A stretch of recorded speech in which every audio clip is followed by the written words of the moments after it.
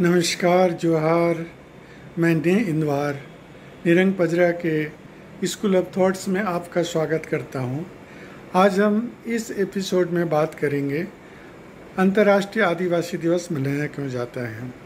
हम अंतर्राष्ट्रीय आदिवासी दिवस को बड़ी धूमधाम से क्यों मनाते हैं, अंतर्राष्ट्रीय आदिवासी दिवस क्यों महत्वपूर्ण है, इस विषय पे हम बातचीत करने के लिए आपको ले चलते हैं इतिहास की गहराइयों में। यूएनओ में 1982 को एक वर्किंग ग्रुप बनाया गया था, एक कार्यदल बनाया गया था जिसमें आदिवासी मुद्दों पे कार्यदल को एक रिपोर्ट पेश करनी थी। कार्यदल की प्रथम बैठक 9 अगस्त 1982 को हुई थी। उसके करीबन 12 साल के बाद उस रिपोर्ट को यूएनओ के जनरल असेंबली ने स्वीकृति दिया था और 13 दिसंबर 1994 को यूएनओ के जनरल असेंबली ने ये फैसला दिया कि पूरी दुनिया में अंतर्राष्ट्रीय स्तर पे आदिवासी मुद्दों को हाईलाइट करने के लिए 9 अगस्त को प्रत्येक साल आदिवासी दिवस मनाया जाए।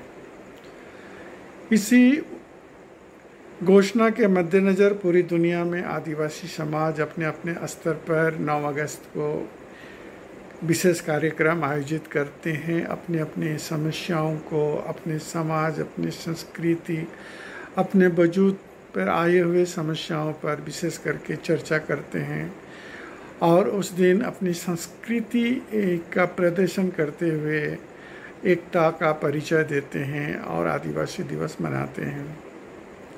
वास्तव में यूएनओ को क्या पड़ी थी कि वह अंतर्राष्ट्रीय आदिवासी दिवस की घोषणा करता है। हम इसको जानने के लिए हमें जानना पड़ेगा, जब यूरोपियन लोगों ने नई दुनिया की खोज के लिए विभिन्न जगहों पे वे लोग अपने अपने जहाज़ लेके गए।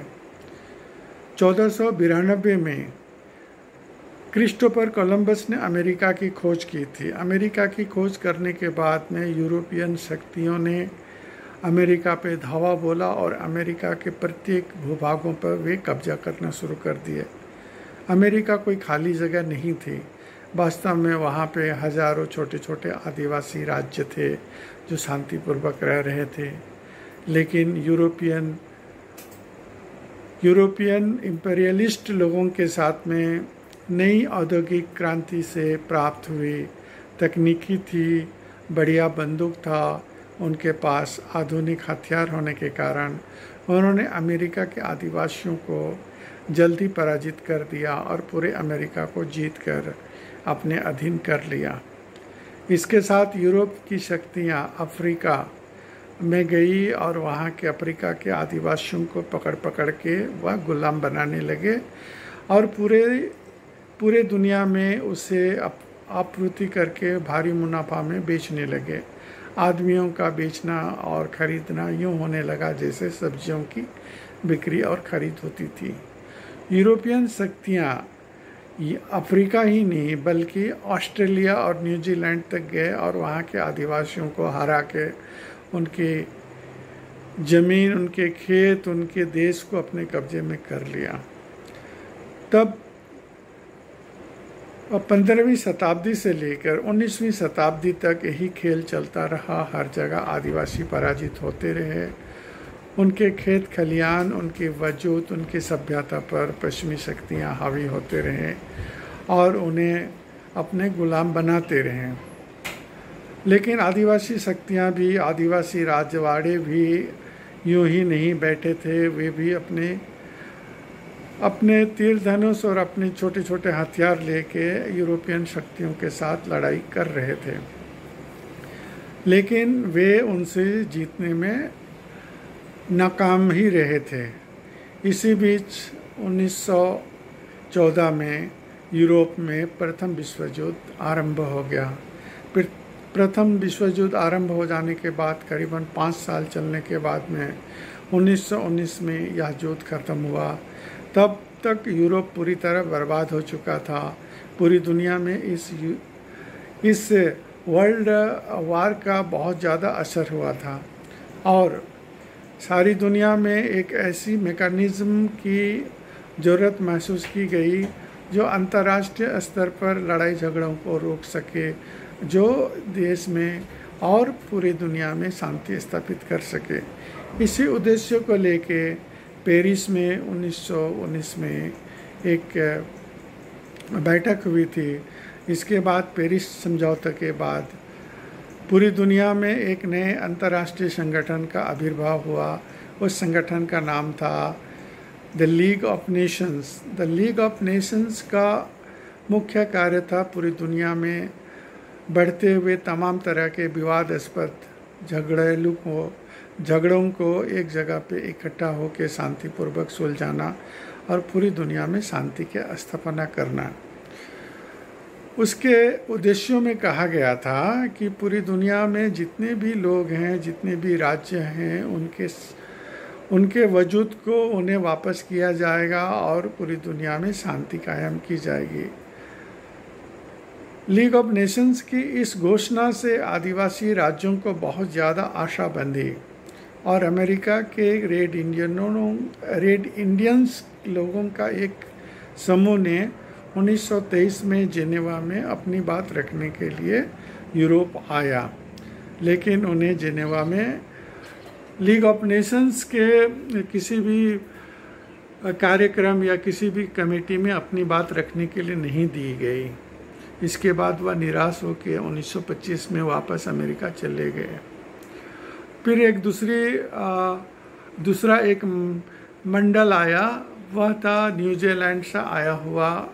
वह न्यूजीलैंड में अंग्रेज़ और न्यूजीलैंड के आदिवासियों के बीच संपन्न हुए एक समझौते के उल्लंघन पर खासे नाराज थे और वे इंग्लैंड के राजा से लंदन में बातचीत करने के लिए आए हुए थे, लेकिन उन्हें ना तो राजा से मिलने दिया गया और ना ही उन्हें यूएनओ में अपनी बात रखने के लिए कोई मौका दिया गया। लेकिन उन्होंने ये दोनों मौके चुकने के बाद भी मीडिया का इस्तेमाल करते हुए उसने पूरी दुनिया में आदिवासियों के साथ हो रहे अन्याय और आदिवासी राज्यों को यूरोपीय देशों द्वारा लूटे जाने की बात को प्रमुखता से पूरी दुनिया के सामने रखा और कहा कि ये असभ्यता की जो लड़ाई उन्होंने यूरोपियों ने लड़ाई जो छेड़ी थी, उस लड़ाई से पूरी दुनिया बर्बाद हो गया है। इस विषय पे हमें न्याय चाहिए।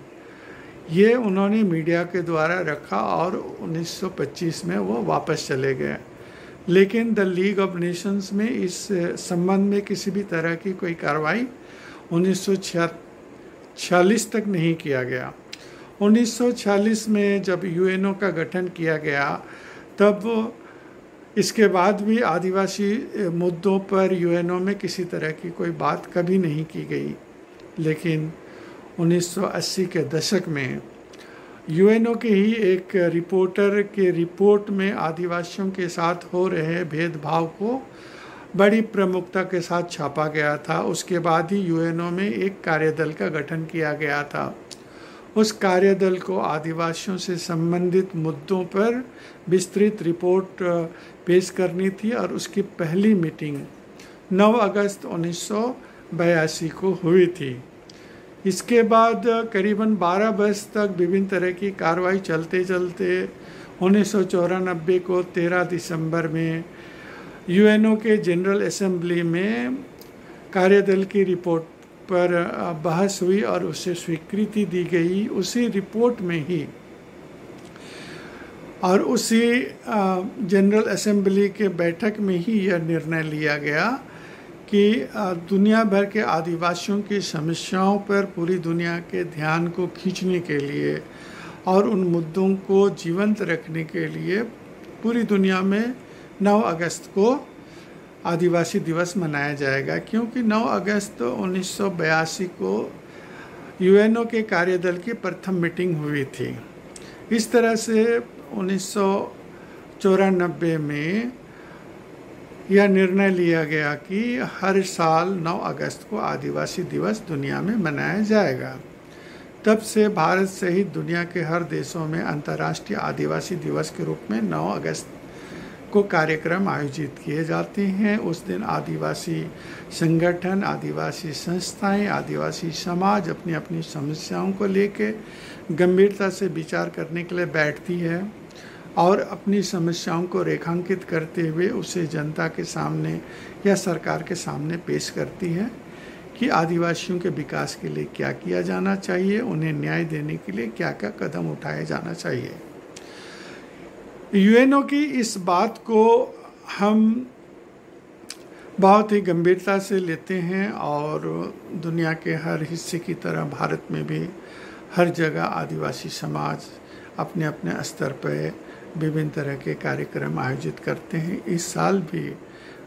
इस साल भी ऑनलाइन के द्वारा प्रायः 8-10 संस्थाएं पिछले 10-15 दिन से अपनी अपनी स्तर पर आदिवासी समस्याओं पर विशेष कार्यक्रम आयोजित किए हैं और कर रहे हैं। रोज़ कहीं न कहीं वेबिनार के माध्यम से आदिवासी समस्याओं पर चर्चा हो रही है।